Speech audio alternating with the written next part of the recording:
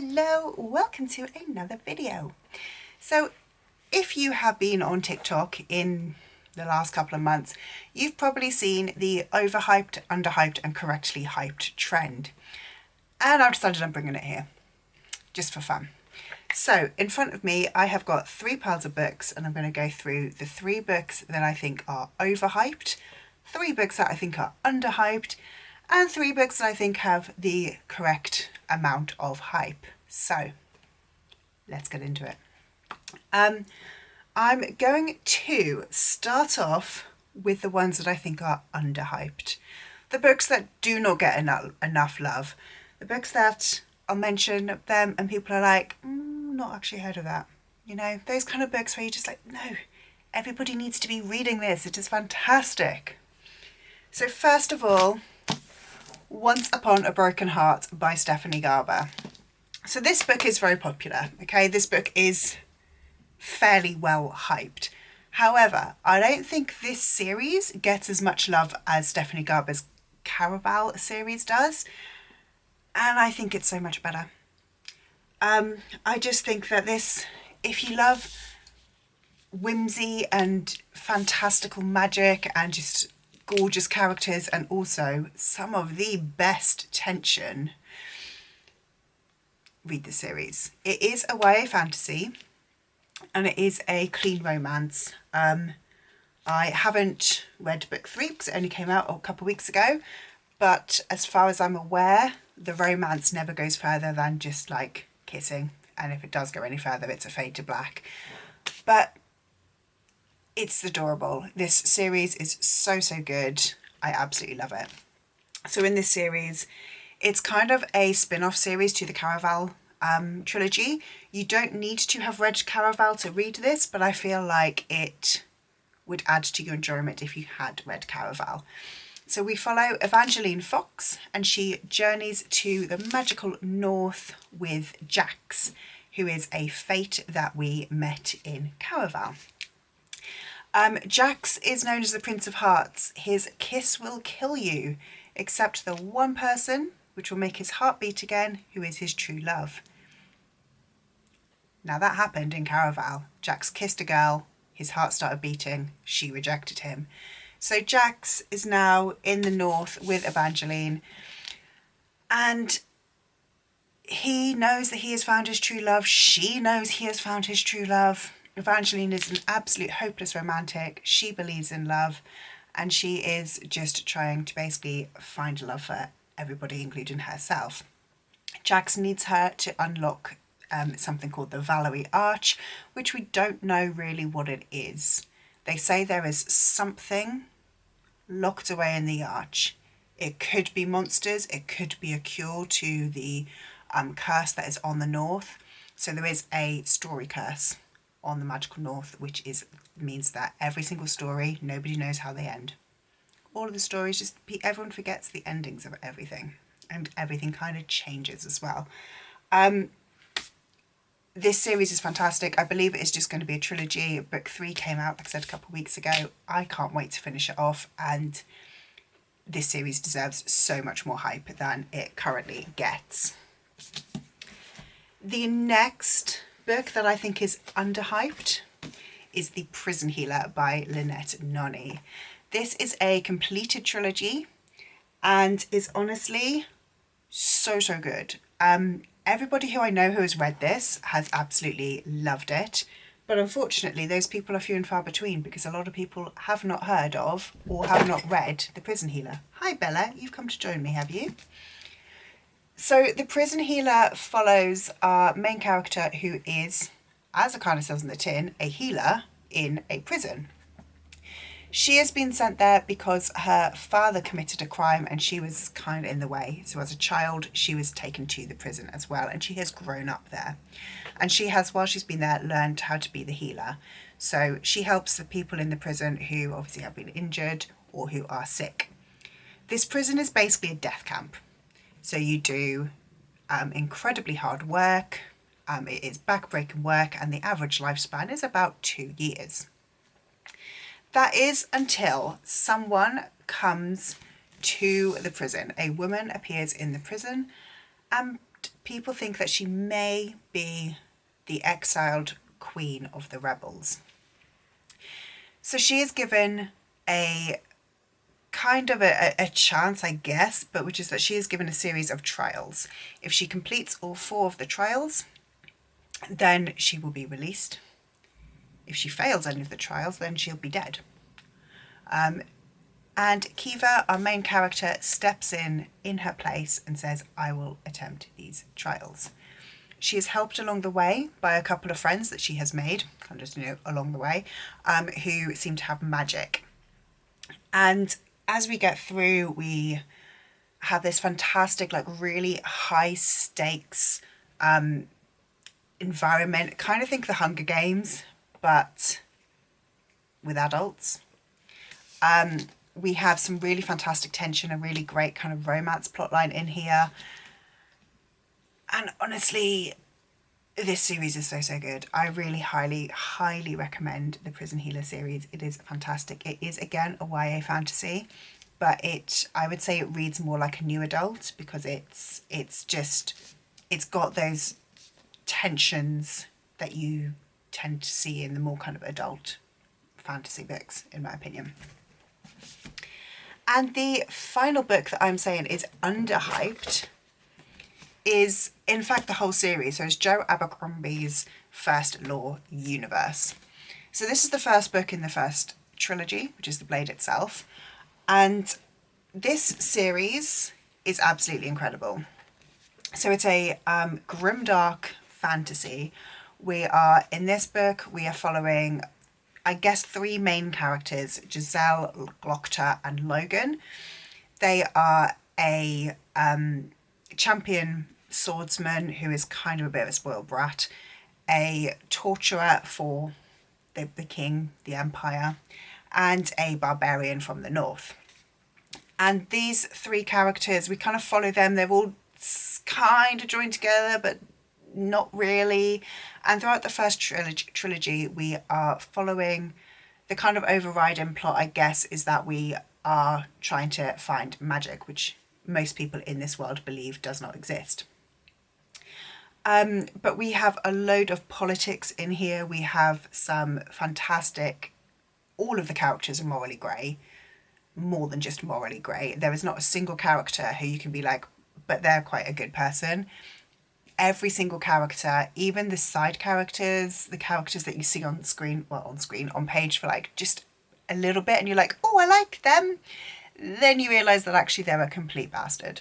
And I love that. I love it so much. My favourite character in this series has been Glocta, who is a torturer. And he has 0 redeeming qualities. It's not like he's one of these torturers who is like, oh, but I feel so bad about doing this. No. He tortures people for fun. But yet he's my favourite character. You can't like any of the characters, but the way that Joe Abercrombie writes makes you love them. I don't think enough people talk about this series. I've been reading fantasy for best part of 20 years, and I have not ever heard of Joe Abercrombie or The First Law before I joined in the Catch-Up Book Club this time around, like last year. So I think this series is criminally underrated and it needs a lot more love. So next I'm going to talk about the 3 books which I think are correctly hyped. They have the right amount of hype for the book. And yes, I am leaving you waiting for the tea, so sorry. So the first book that I think is correctly hyped is The Last House on Needler Street by Catriona Ward. Everybody who has read this says, this is incredible, 5 stars, I love it, it's amazing. And when you ask why, they can't tell you. And I am also in that position. I cannot tell you why this is so good. Partly because if I did, it would be a massive spoiler and then it wouldn't be so good. But partly because it just has that je ne sais quoi, as it were, that you can't really explain why this book is so good. I feel like if anybody else wrote this plot, it would not be so good. There is something about the writing, that Catriona Ward's writing, her plotting, her characters. Something just makes this book absolutely incredible, and I cannot tell you why. So listen to all of the people who say this book is fantastic, and do yourself a favour and pick it up. The next book that I am going to say is correctly hyped. I've picked up The Last Devil to Die. This is book 4 in the Thursday Murder Club series, but basically this whole series. I meant to pick up book 1, but clearly I just forgot. So the Thursday Murder Club series by Richard Osman is a cosy mystery, but it is so much more than that. So we follow these 4 characters who live in a care village. They live in this kind of retirement village where they, just for fun, every Thursday meet up and decide that they are going to solve crimes that the police haven't been able to solve. As you do, you know, just for lols. And then a crime happens on their doorstep, and they decide that they're going to poke their noses in. So you've got these 4 elderly characters. They are all in their 80s, and they're kind of deciding that they are going to basically poke their noses in and solve this crime. And what I love with it is we see so much depth to the characters. We see them grow so much, and we find out so much about these characters. I love the fact that Richard Osman is basically saying that even though you're an elderly person, you have lived an entirely amazing full life, and people still need to hear your story. You know, you don't get to age whatever and no longer are worthy of telling your story. And I really love that. I love the 4 characters as well. But again, I love how these 4 people have just, they're basically, it's a found family. They are adorable together. And, you know, you've got Ibrahim being, you know, incredibly scientific and intelligent and talking and, you know, being very, very highbrow. And then one being like, nah, read it in the Daily Mail, didn't I? You've got Joyce, who is just completely naive. And again, with Elizabeth, who, I don't want to spoil anything, but with her background, you know that she knows stuff, and she knows what is going on. And then you've just got like moments of humour. So, you know, they might be looking for drugs, and then they're like, oh yeah, no, the drugs are just in Joyce's kettle and she can't make us a cup of tea. Or just, you know, just little things like that, which is just fantastic. So yes, this series deserves all of the hype that it gets and more. The final one that I think is correctly hyped is Jade City by Fonda Lee. So the whole Greenbone saga, in fact. This is a series that a lot of people say, oh, it's a bit slow to start with. You need to kind of like ease into it. It gets better. And yeah, true. But once the thing that happens in this book happens, you're not going to be able to put this book down. And I just think it is fantastic. This is another one similar to Last House on Needle Street that I can't really tell you why it's so good, but it is. And listen to everybody who says it is so good and get this book more hype. I'm going to stop it there because I'm just repeating myself otherwise. Finally, I have got the 3 books that I think do not deserve the hype they get, that are overhyped. So prepare to hate me. The first book, I feel like this is possibly the most controversial of the 3.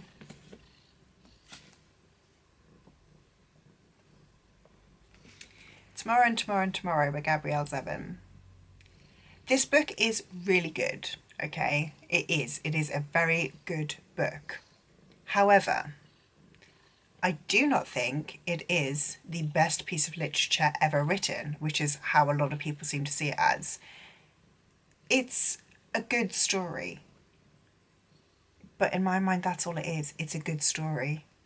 I don't think the characters are great. They're not likable. They're not, in my opinion, not relatable.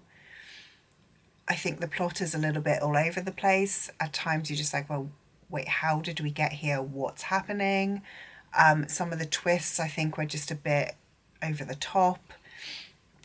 I feel like this one got a lot of hype because people like gaming, and maybe this is just me. I am not a gamer. I do not enjoy gaming, and that was such a huge part of this book that I couldn't help but be slightly disappointed, just because I didn't enjoy the kind of main plot element of this book. People told me that you can enjoy it without enjoying gaming, but I disagree. I think that without having that kind of knowledge or interest in that gaming world, this book is just a fine story. Sorry. The next one. Daughter of the Moon Goddess by Sue Lynn Tan. I gave this book 2 stars. I really disliked it. 2 stars was very generous. I think I actually lowered it back down to 1 star. I thought this book was awful. I thought the plot was basically non-existent. This book is super, super chunky. It could have finished at about the page 300, 350 mark, but no, it carried on going on, and it just dragged. It would get to a point, it would have a climax, and then rather than being like, right, we're going to stop, and it would then carry on and carry on. And you'd just be like, look, can you just get to the point? Nothing in this book made sense. It had some of the tropes that I hated the most, including love triangle. The one that really, really frustrates me is the girl who comes from nowhere but is the chosen one, so therefore can do everything to the best of anybody's ability with 0 training. Doesn't make any sense. Like, show us the montage, show us how she trained, show us some sort of like progression, but not just, oh, I've never seen a bow. Oh, look, I'm the best archer in this whole world. No, you're not. No, you're not. That isn't how things work. This really frustrates me. I felt as well that the plot that at the start of this book was then forgotten about, and we never came back to it. And what was the point of that plot setup if you're not going to follow... Oh, I've gone out of focus. What was the point of the plot setup if you're not going to follow the plot through? It just was this meandering whole very, very YA blur drivel. If I had read this in 2008, I'd have said it was a great book. But fantasy has moved on. I have moved on. It is not a great book. And the final book that I think is overhyped is The Inheritance Games by Jennifer Lynn Barnes. So I don't hold quite as much hatred towards this one. I think this is a fun mystery, but I do not think it deserves anywhere near the amount of hype that it gets. Like, it's a fun mystery, and that is it. It doesn't make sense. You don't, if you're a multi-billionaire stranger, you don't leave your entire fortune to a complete stranger and force her to live in the house with your family so that she can get your entire fortune. That's not something that happens in real life. All of like the kind of mysteries and riddles and clues in this, again, that's cool. It's a cool little like writing technique. It's a cool little idea, but it just went a little bit too far and got a little bit tedious. The love triangles with brothers, can we please just stop all of this kind of incest adjacent tropiness? Cassandra Clare, I am talking to you. It's just not necessary, and it just kind of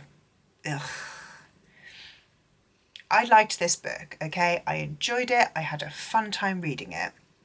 But I just don't think it is the best thing since sliced bread. I don't think it is as good as everybody makes it out to be.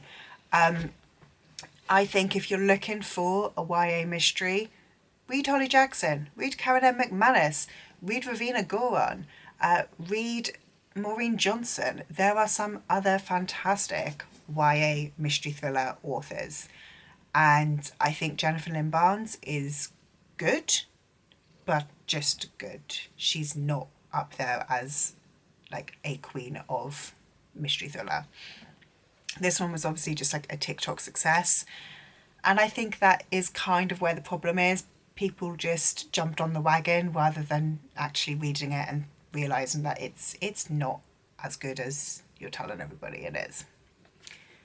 So that was my stack of overhyped, underhyped, correctly hyped books. Let me know if you agree with me on anything. Please don't unfollow if you disagree with me. I promise I have other opinions.